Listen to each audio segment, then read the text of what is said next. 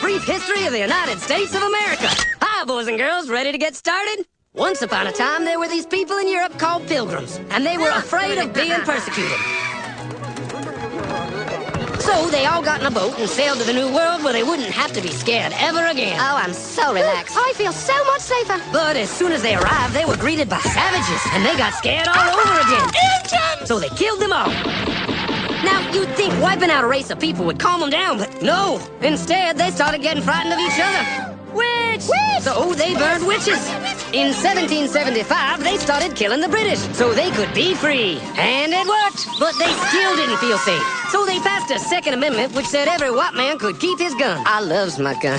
Loves my gun. Which brings us to the genius idea of slavery. You see, boys and girls, the white people back then were also afraid of doing any work. So they went to Africa, kidnapped thousands of black people, brought them back to America, and forced them to work very hard for no money.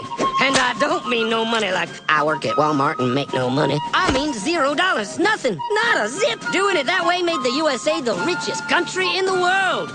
So did having all that money and free help calm the white people down? No way. They got even more afraid. That's because after 200 years of slavery, the black people now outnumbered the white people in many parts of the South. Well, you can pretty much guess what came next. The slaves started rebelling. There were uprisings. An old master's head got chopped off. And when white people heard of this, they were freaking out and going, I want to live. Don't kill me, big black man. Well, just in the nick of time came Samuel Colt, who in 1836 invented the first weapon ever that could be fired over and over without having to reload. And all the Southern whites were like, yeah! But it was too late. The North soon won the Civil War and the slaves were freed. Yep, they were free now to go chop all the old masters' heads off. And everybody was like, oh no, we're gonna die. But the freed slaves took no revenge. They just wanted to live in peace. But you couldn't convince the white people of this. So they formed the Ku Klux Klan. And in 1871, the same year the Klan became an illegal terrorist organization, another group was founded, the National Rifle Association. Soon politicians passed one of the first gun laws, making it illegal for any black person to own one.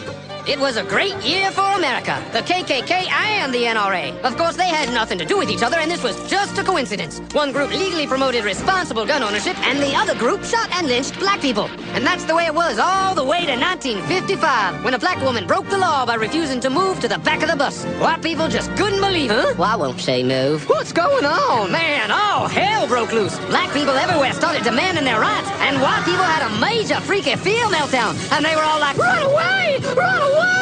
And they did. They all ran fleeing to the suburbs where it was all white and safe and clean. And they went out and bought 250 million guns and put locks on the doors, alarms in the houses, and gates around the neighborhoods. And finally, they were all safe and secure and snug as a bug.